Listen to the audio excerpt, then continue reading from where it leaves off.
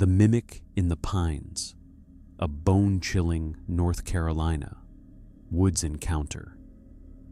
The thing wearing my daughter's face smiled at me from between the pines, and I knew that Sarah had been dead for 3 days. My name is David, and I'm about to tell you why you should never, ever answer when you hear your name called in the North Carolina woods after dark. It started with a camping trip that was supposed to fix everything.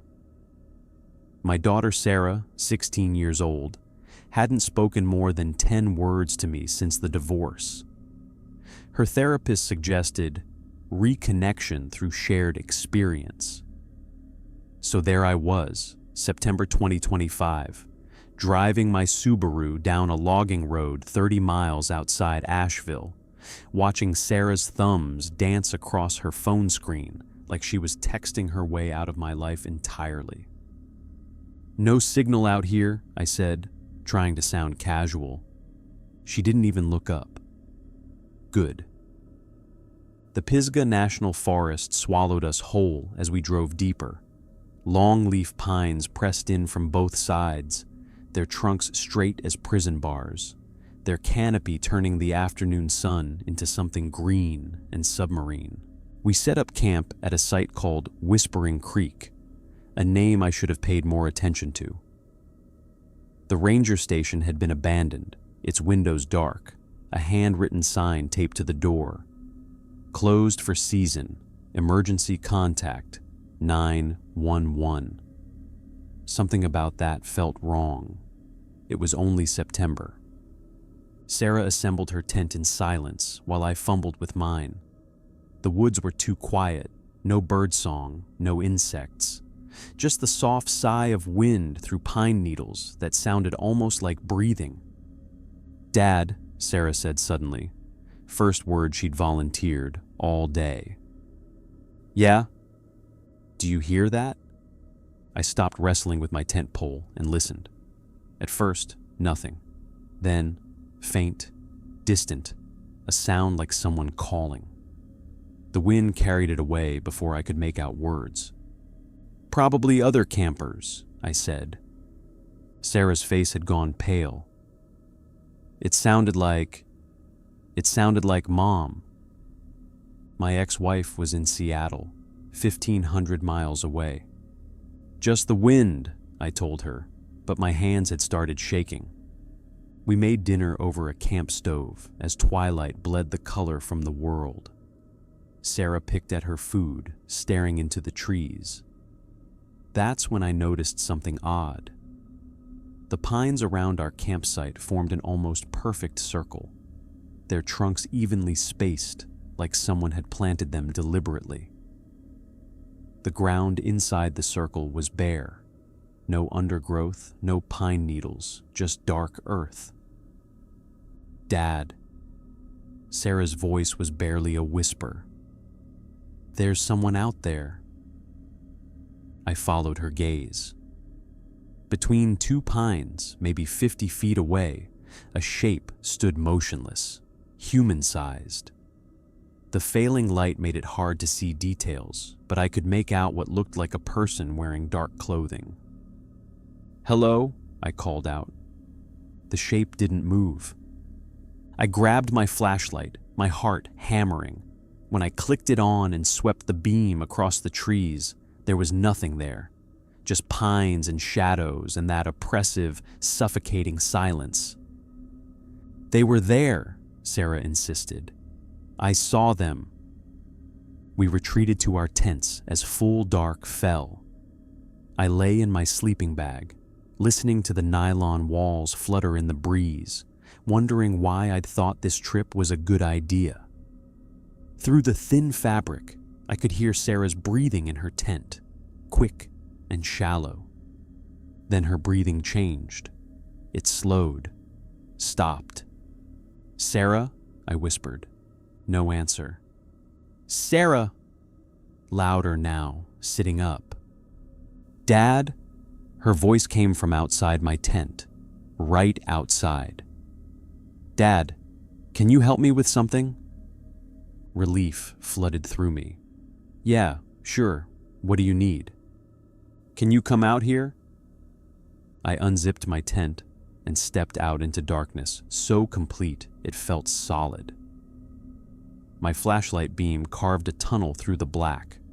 Sarah's tent was zipped shut. "Sarah?" I called again, my voice cracking. "I'm in here, Dad. What's wrong?" Her voice came from inside her tent, muffled by nylon. My blood turned to ice.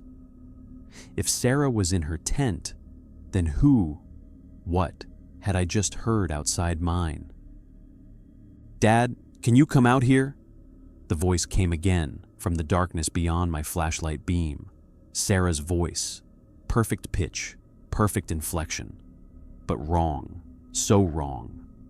"Stay in your tent," I shouted to Sarah. "Don't come out, no matter what you hear." I swept my flashlight across the campsite. The beam caught something at the edge of the tree line. A figure standing perfectly still. As the light touched it, it moved. Not walking, but repositioning, like a video with frames missing. One moment at the trees, the next moment 10 feet closer. "Dad, why are you yelling?" Sarah's real voice, confused and frightened. The thing spoke again, mimicking her perfectly. "Dad, why are you yelling?" It had learned. In seconds, it had learned. "Get in the car!" I screamed, diving for Sarah's tent and ripping the zipper open. She was there, eyes wide with terror, and I grabbed her arm and hauled her out. We ran for the Subaru, my flashlight bouncing crazily. Behind us, I heard my own voice calling, "Sarah, wait! Don't leave me!" Then Sarah's voice, "Dad, please, I'm scared."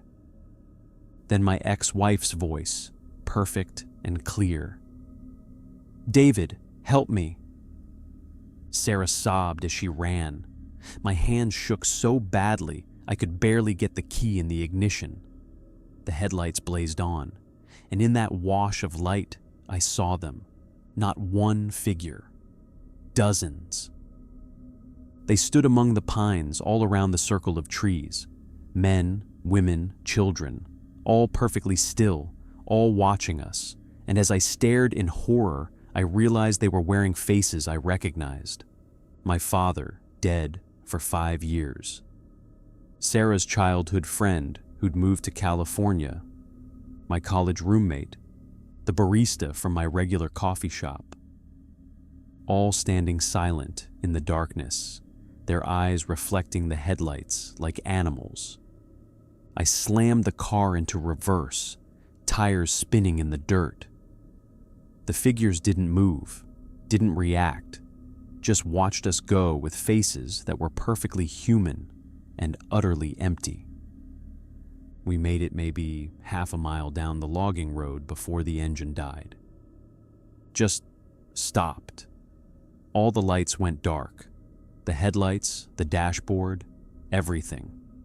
We sat in absolute darkness, Sarah's panicked breathing loud in the sudden silence. "Dad," she whispered. It's okay, I lied, fumbling for my phone. Dead. Sarah's too. Both fully charged an hour ago. Then the voices started. They came from all around us, from the darkness pressing against the windows. My mother calling my name, Sarah's friends, asking her to come out and play. The voices of everyone we'd ever loved, everyone we'd ever known, all calling, pleading, begging us to open the doors. Don't listen, I told Sarah, pulling her close. It's not real. None of it's real. But then I heard a voice that made my heart stop. Daddy, small, young. Daddy, I'm cold. Sarah heard it too. Her whole body went rigid.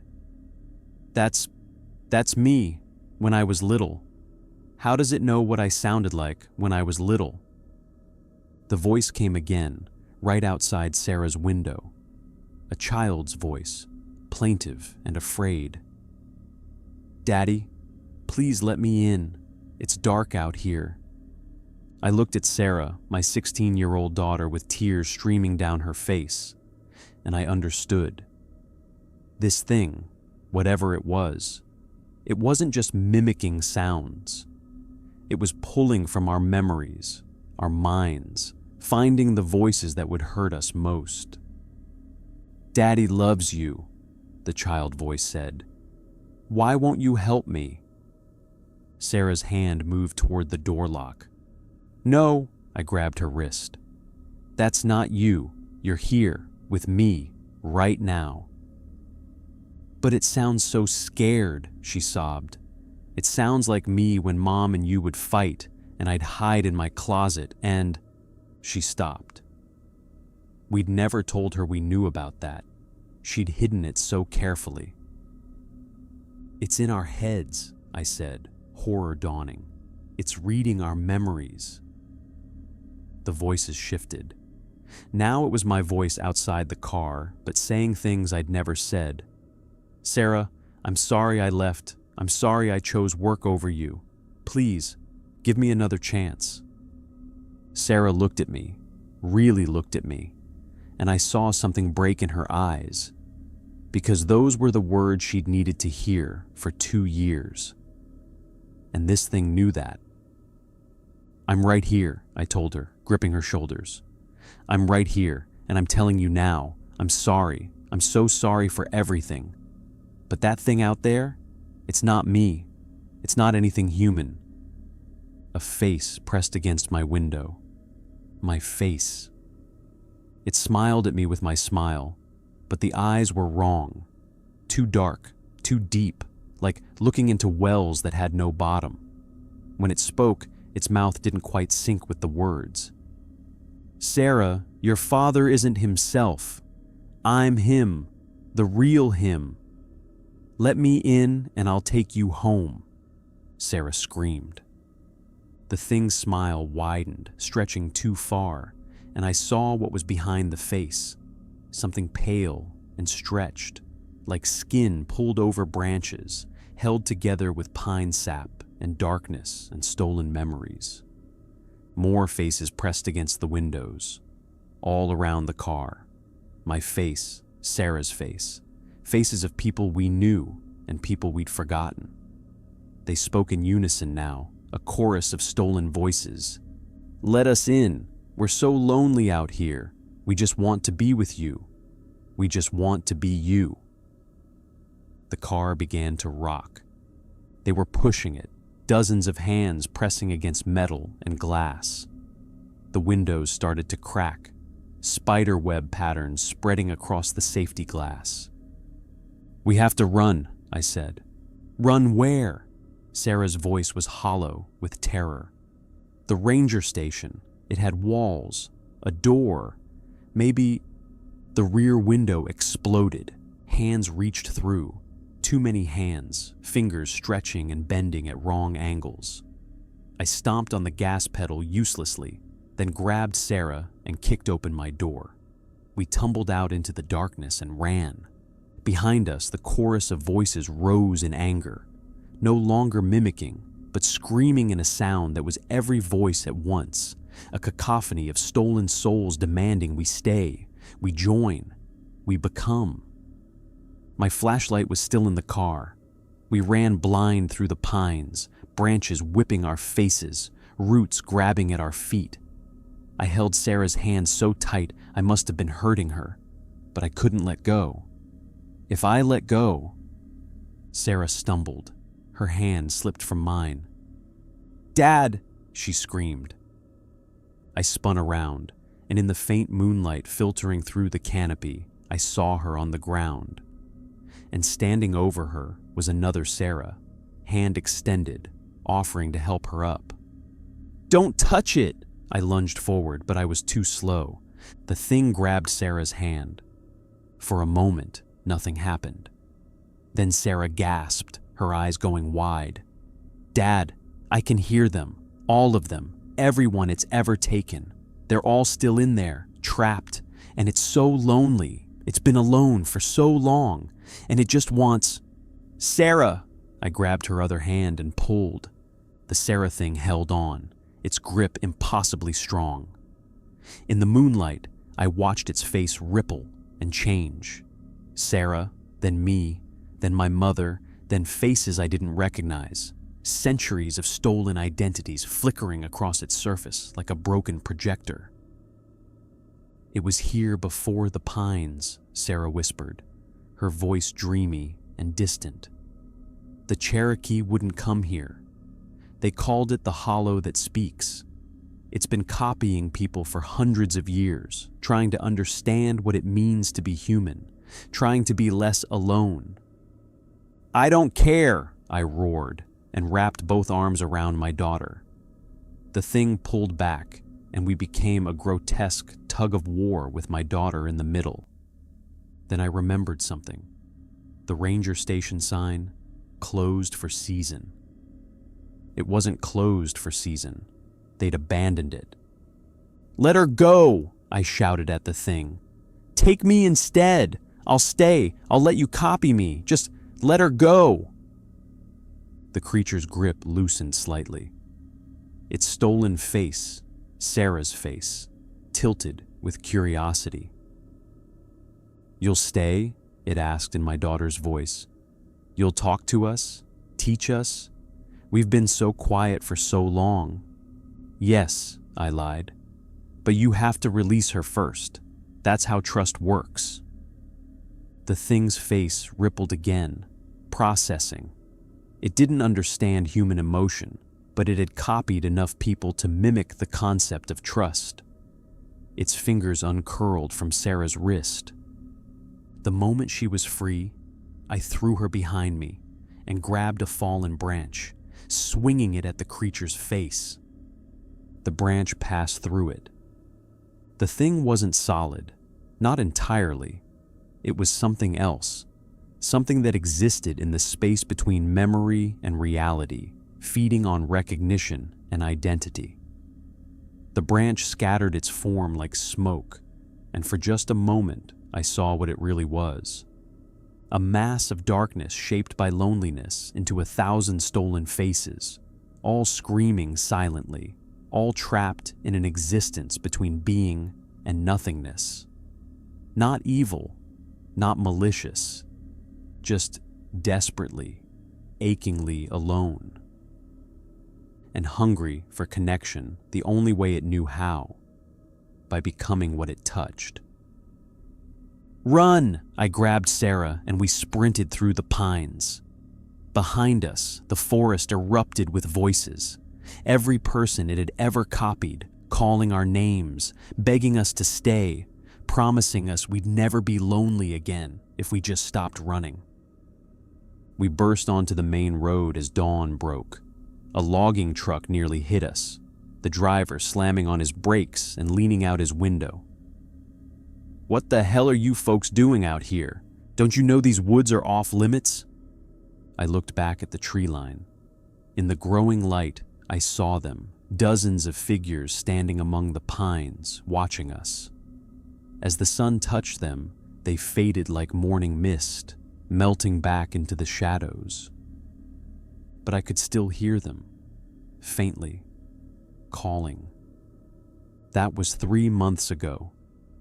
Sarah and I are closer now. Trauma has a way of stripping away pretense. We talk about real things. She's back in therapy, and so am I. We're healing. But sometimes, late at night, I hear my phone ring with no caller ID. When I answer, there's just breathing on the other end. And sometimes, just sometimes, I hear my own voice whisper, "I'm still so lonely." Last week, Sarah told me she hears it too.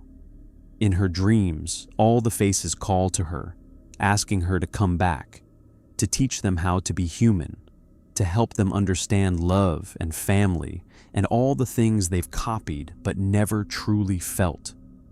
The thing in the pines is still there, still learning, still collecting voices and faces and memories from anyone foolish enough to answer when they hear their name called in the darkness.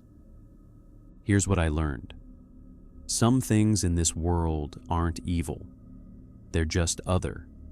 They exist in ways we can't understand, wanting things we take for granted. The mimic in the pines doesn't want to hurt you. It just wants to be you. And the terrifying part? Sometimes, in my darkest moments, I understand why it tries. We're all a little lonely. We all want to be seen, understood, connected. The mimic just takes that human need and reflects it back at us through a mirror made of darkness and pine sap and ancient, inhuman longing.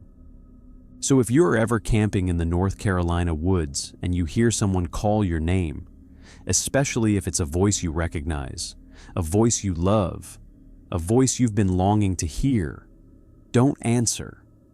Don't go looking. Don't try to help.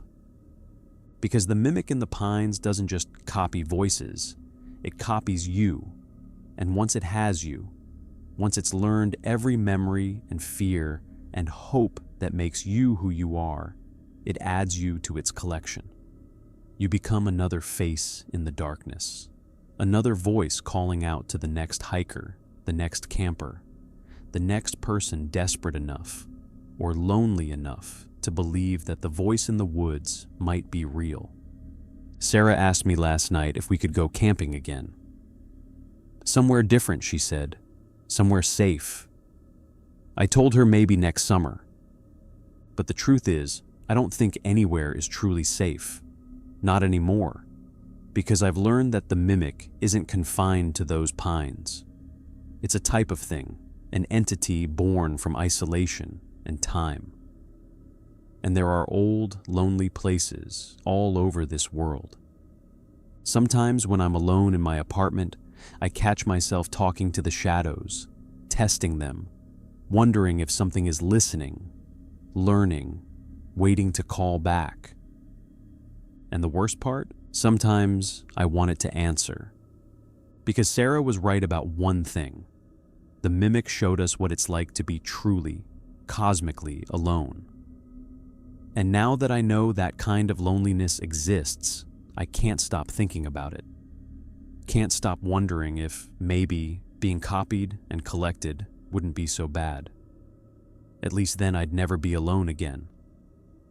At least then, some version of me would last forever. But that's how it gets you. That's how it's always gotten people. So I'm telling you this story as a warning. If you hear your name in the woods, keep walking. If you see a familiar face where it shouldn't be, look away. And if something offers to keep you company in the darkness, remember that some types of company are worse than loneliness. Some connections should never be made, and some things that wear human faces should never, ever be trusted. The mimic is still in those pines, waiting, and it knows your voice now too, because you listened to this story. You let it in, just a little, and that's all it needs. Thanks for watching. I hope you consider subscribing for weekly videos.